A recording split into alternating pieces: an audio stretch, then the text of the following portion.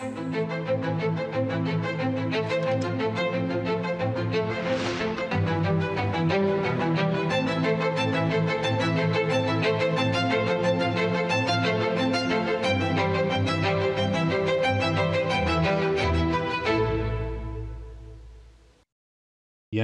நாட்டு மக்களே, மனதின் குரல் நிகழ்ச்சியில் மக்களுடன் இணைவது, கற்றுக்கொள்வது மற்றும் நம் நாட்டு மக்களின் சாதனைகளை பற்றி பேசுவது எனக்கு மிகவும் மகிழ்ச்சியான அனுபவத்தை தருகிறது. மனதின் குரல் நிகழ்ச்சியில் நாம் நம்முடைய கருத்துக்களை பகிர்ந்து கொண்டதில் 125 அத்தியாயங்கள் நிறைவடைந்தது தெரியாமல் போனது. இன்று 126வது அத்தியாயம். இன்றைய தினத்துடன் சில சிறப்பம்சங்களும் தொடர்புடையதாக உள்ளன. இன்று புகழ்பெற்ற 2 இந்தியர்களின் பிறந்த நாள். தியாகி பகத்சிங் மற்றும் லதா அவர்களை பற்றித்தான் பேசுகிறேன். நண்பர்களே, தியாகி பகத்சிங் ஒவ்வொரு இந்தியருக்கும், குறிப்பாக நாட்டின் இளைஞர்களுக்கும் உத்வேகத்தின் சுடரொளியாக விளங்குகிறார். அச்சமின்மை அவரது இயல்பான குணம். நாட்டுக்காக தூக்கு கயிற்றை முத்தமிடுவதற்கு முன்பு பகத்சிங் அவர்கள் ஆங்கிலேயர்களுக்கு ஒரு கடிதமும் எழுதியிருந்தார். என்னையும் என் தோழர்களையும் நீங்கள் போர்க்கைதிகளாக நடத்த வேண்டும் என்று நான் விரும்புகிறேன். எங்களை தூக்கில் போடாமல் துப்பாக்கியால் சுட்டுக் கொள்ள வேண்டும் என்று அதில் கூறியிருந்தார். இது அவரின் அடக்க முடியாத வீரத்திற்கு சான்றாக உள்ளது. பகத்சிங் மக்களின் துன்பங்கள் கண்டு வருந்தினார். மேலும் அவர்களுக்கு உதவுவதில் முதல் ஆளாக இருந்தார். பகத்சிங் அவர்களுக்கு என் மரியாதைக்குரிய அஞ்சலியை செலுத்துகிறேன். நண்பர்களே, இன்று லதா மங்கேஷ்கர் சகோதரியின் பிறந்த நாள். இந்திய பண்பாடு மற்றும் இசையில் ஆர்வம் கொண்ட எவரும் அவருடைய பாடல்களை கேட்டு மெய்மறக்காமல் இருக்க முடியாது. அவருடைய பாடல்களில் மனித உணர்வுகளை தட்டி எழுப்பும் சக்தியுள்ளது. அவர் பாடிய நாட்டுப்பற்று பாடல்கள் மக்களை மிகவும் ஊக்குவித்தன. இந்திய கலாச்சாரத்துடனும் அவருக்கு ஆழ்ந்த பிணைப்பு இருந்தது. லதா சகோதரிக்கும் என் இதயபூர்வமான மரியாதை செலுத்துகிறேன். நண்பர்களே, அவருக்கு ஊக்கமளித்த மாபெரும் மனிதர்களில் ஒருவர் வீர் சாவர்கர். அவரை அவர் தாத்யா என்று அழைப்பார். அவர் வீர் சாவர்கர் அவர்களின் பல பாடல்களுக்கு தன் குரலால் உயிரூட்டியிருக்கிறார். லதா சகோதரியுடன் எப்போதுமே எனக்கு ஒருவித பாச பிணைப்பு இருந்தது. அவர் ஒவ்வொரு ஆண்டும் மறக்காமல் எனக்கு ராக்கி அனுப்புவார். மராத்தி மெல்லிசையில் சிறந்து விளங்கும் சுதிர் ஃபட்கே அவர்கள் லதா சகோதரியை எனக்கு அறிமுகம் செய்து வைத்தார். நான் லதா சகோதரியிடம் நீங்கள் பாடி சுதிர் அவர்கள் இசையமைத்த ஜோதி கலஷ் சல்கே பாடல் மிகவும் பிடிக்கும் என்று கூறினேன். நண்பர்களே, நீங்களும் என்னுடன் சேர்ந்து ரசியுங்கள்.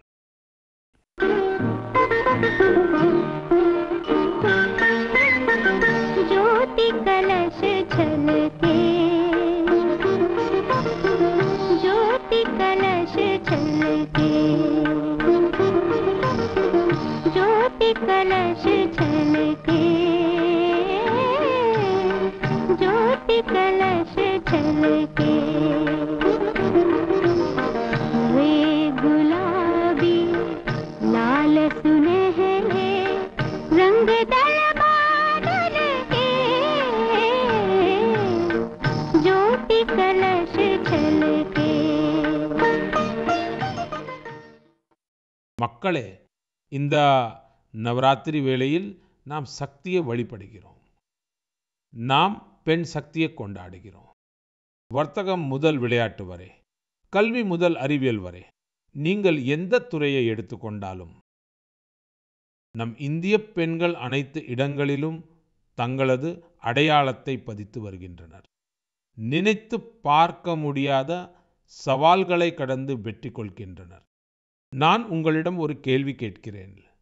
உங்களால் தொடர்ந்து 8 மாதங்கள் கடலில் இருக்க முடியுமா?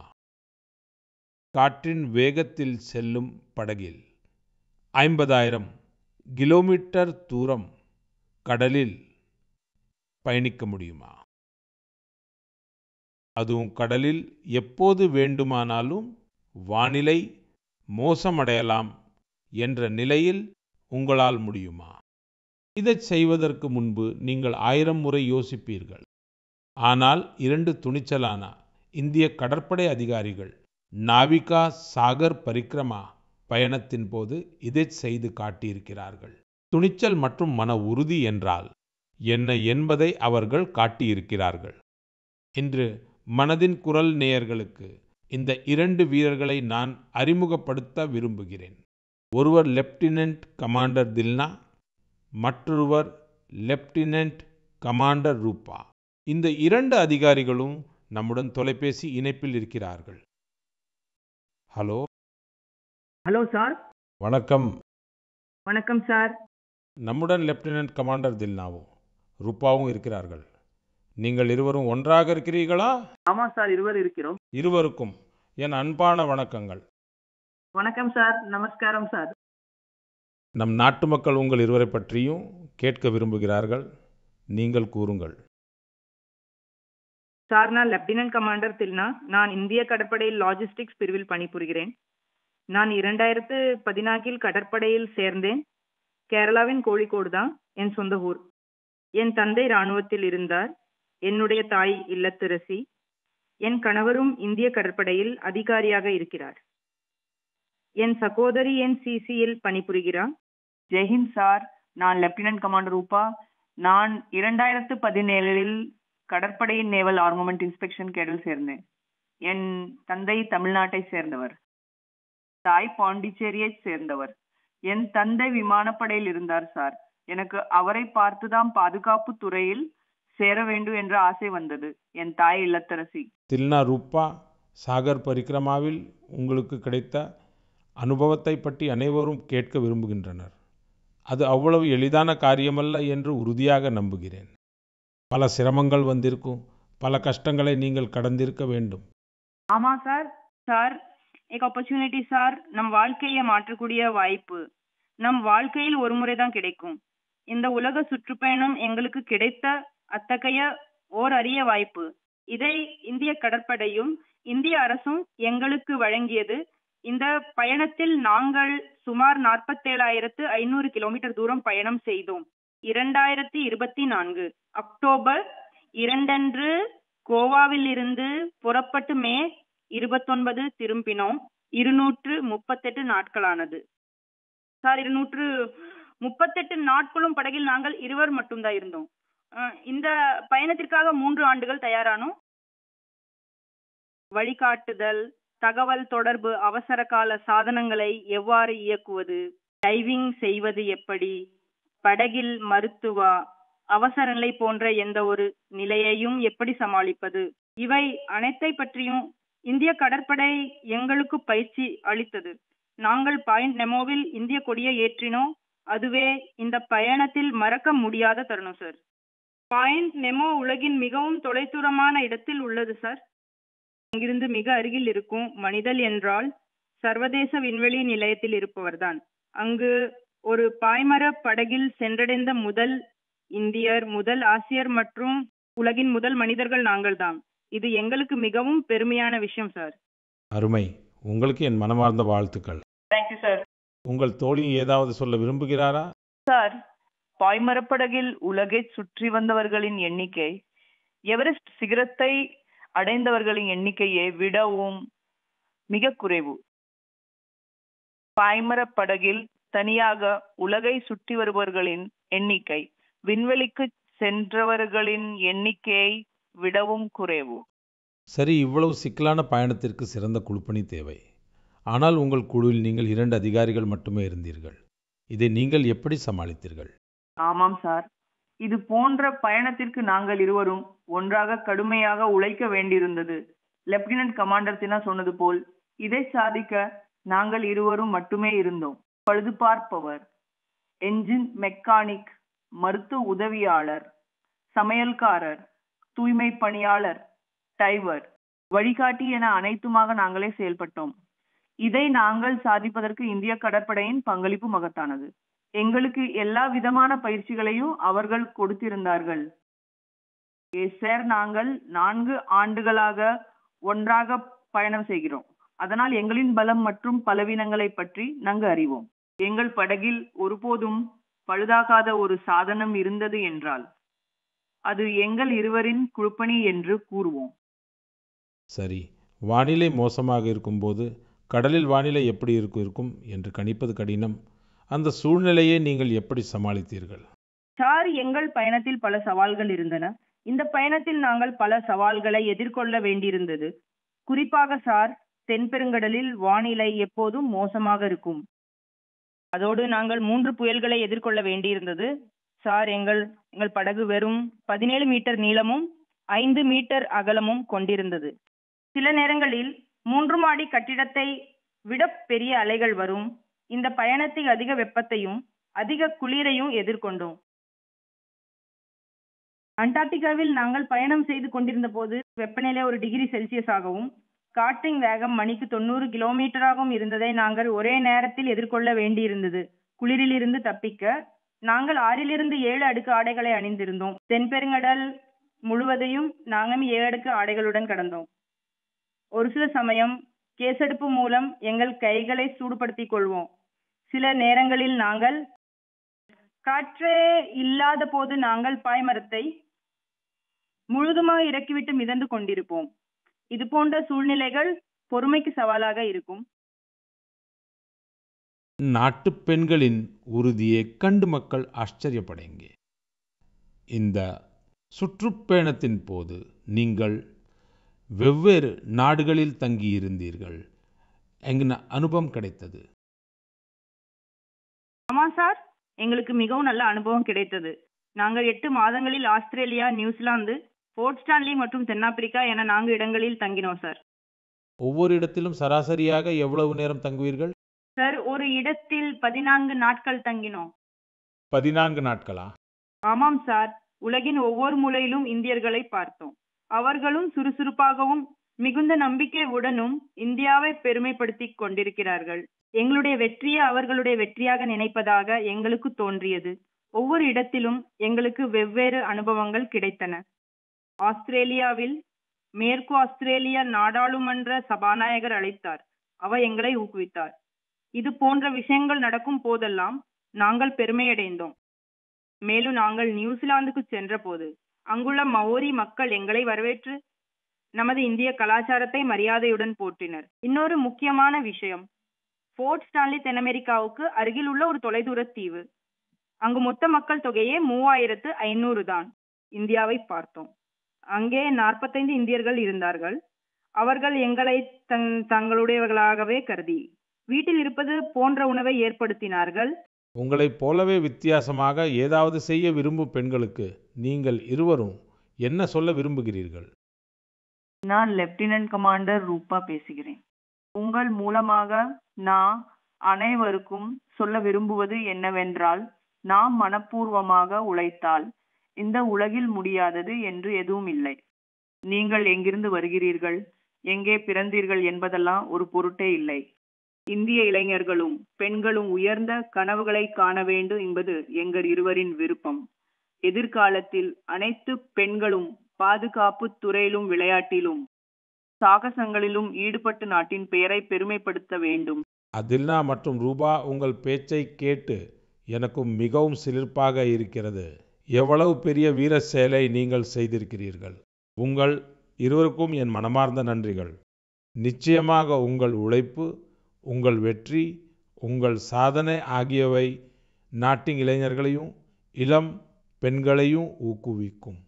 இதுபோல மூவர்ண கொடியை உயரப்பறக்க விடுங்கள். உங்கள் எதிர்கால முயற்சிகளுக்கு என் மனமார்ந்த வாழ்த்துக்கள். நன்றி சார். மிக்க நன்றி. வணக்கம். நமஸ்காரம். வணக்கம் சார். நண்பர்களே, நமது பண்டிகைகளும் திருவிழாக்களும் இந்தியாவின் கலாச்சாரத்தை உயிர்ப்புடன் வைத்திருக்கின்றன. சட் பூஜா என்பது தீபாவளிக்கு பிறகு வரும் ஒரு புனித பண்டிகை. சூரிய தேவனுக்கு அர்ப்பணிக்கப்பட்ட இந்த மாபெரும் பண்டிகை மிகவும் சிறப்பு வாய்ந்தது. இதில் நாம் அஸ்தமிக்கும் சூரியனுக்கும் அர்க்கியம் செலுத்தி அவரை வழிபடுகிறோம்.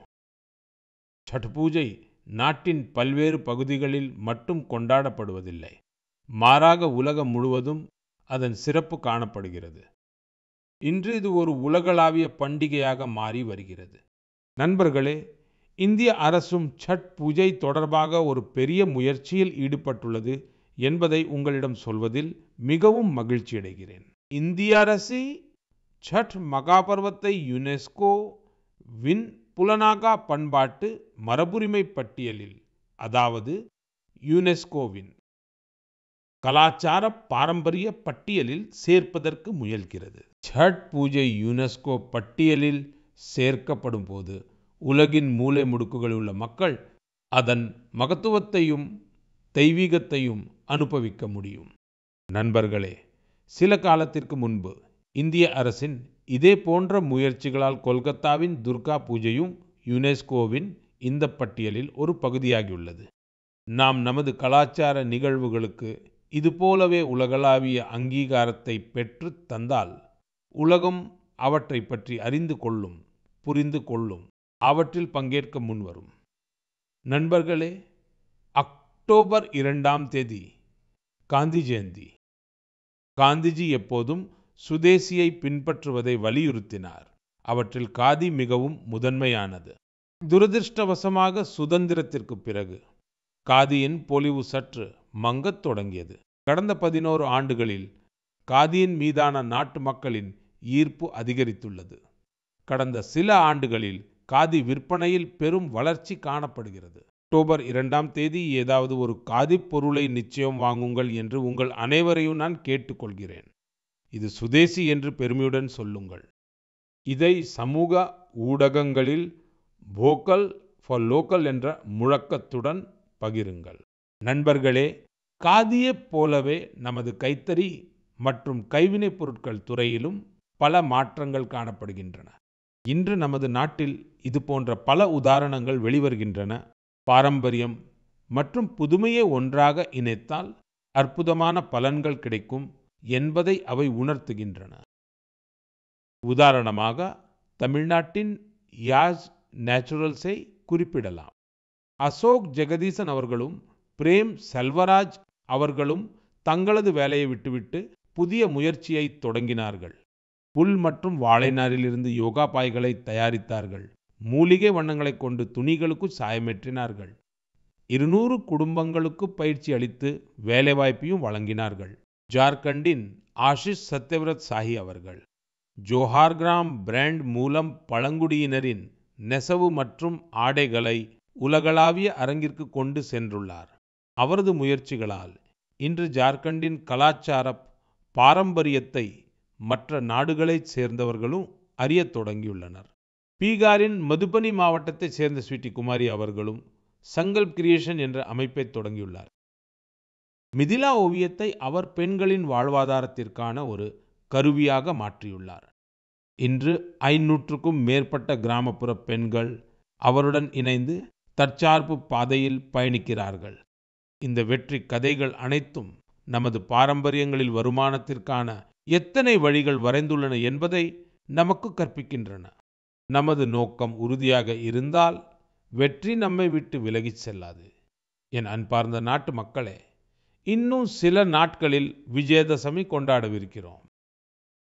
இந்த முறை விஜயதசமி மற்றொரு காரணத்திற்காகவும் மிகவும் சிறப்பு வாய்ந்ததாக இருக்கிறது. இதே நாளில்தான் ராஷ்டிரிய ஸ்வயம் சேவக் சங் நிறுவப்பட்டு 100 ஆண்டுகள் நிறைவடைகின்றன. இந்த பயணம் முன் எப்போதையும் விட மிகுந்த ஊக்கமளிப்பதாகவும் இருக்கிறது. இன்றிலிருந்து 100 ஆண்டுகளுக்கு முன்பு ராஷ்டிரிய ஸ்வயம் சேவக் சங் நிறுவப்பட்ட போது நமது தேசம் பல நூற்றாண்டுகளாக அடிமைச் சங்கிலிகளால் பிணைக்கப்பட்டிருந்தது.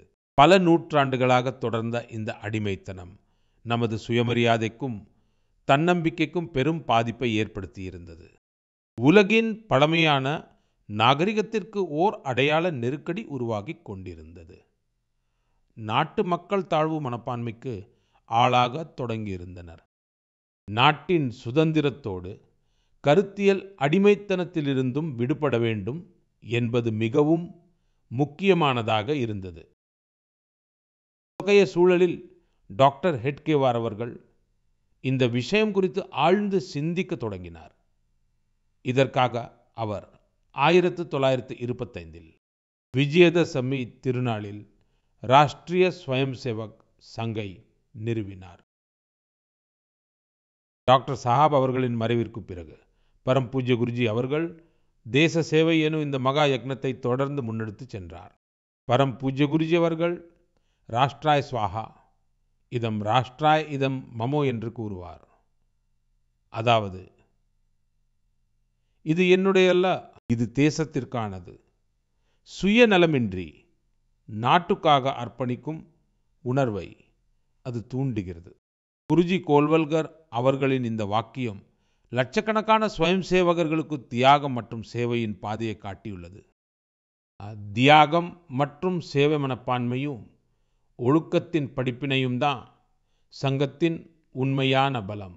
இன்று RSS 100 ஆண்டுகளாக சற்றும் தளராமல் ஓயாமல் தேச சேவை பணியில் ஈடுபட்டுள்ளது.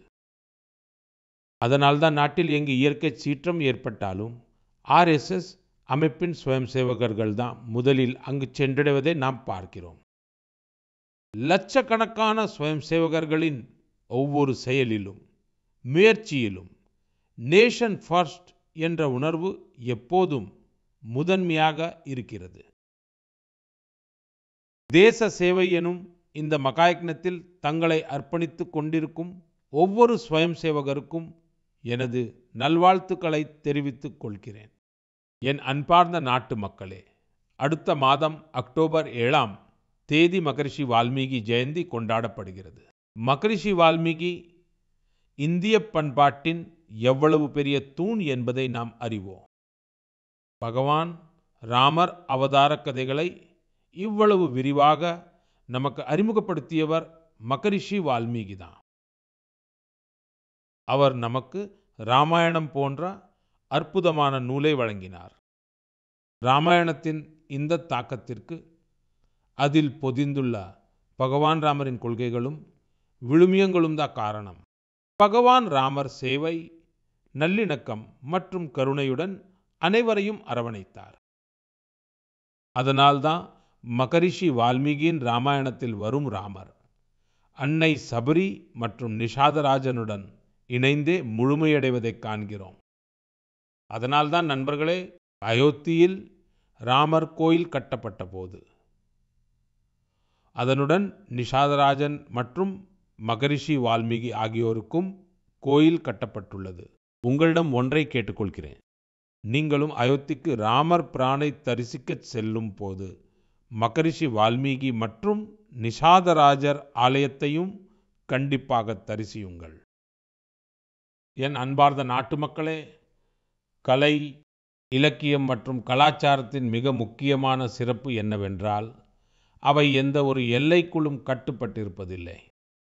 அவற்றின் நறுமணம் அனைத்து எல்லைகளையும் கடந்து மக்களின் மனங்களை தொடுகிறது. சமீபத்தில் பாரிஸில் உள்ள ஒரு கலாச்சார நிறுவனமான சவுந்த் மண்டபா தனது 50 ஆண்டுகளை நிறைவு செய்துள்ளது. இந்த மையம் இந்திய நடனத்தை பிரபலப்படுத்துவதில் தனது விரிவான பங்களிப்பை வழங்கியுள்ளது. மிதை மிலேனா சால்வினி நிறுவினார். சில ஆண்டுகளுக்கு முன்பு அவருக்கு பத்மஸ்ரீ விருது வழங்கி கௌரவிக்கப்பட்டது. சென்டர் மண்டபாவுடன் தொடர்புடைய அனைவருக்கும் மனமார்ந்த வாழ்த்துக்களை தெரிவித்துக் கொள்கிறேன். அவர்களின் எதிர்கால முயற்சிகளுக்கும் நல்வாழ்த்துக்களை தெரிவித்துக் கொள்கிறேன். நண்பர்களே, இப்போது நான் உங்களுக்கு 2 ஆடியோக்களை போட்டு கட்டுகிறேன். அவற்றை கவனமாக கேளுங்கள். दयालु सित किन सितना मिनिहा कौरुंदो मसबंदे मिनिहा गन सोंदिने नैनु वेदो बिंद कुदु सितुवे दयालु सित किन सितना मिनिहा कौरुंदो मसबंदे मिनिहा गन सोंदिने. இப்போது 2வது ஆடியோவை கேளுங்கள். மனிதன் மனிதனுக்காயில்லையே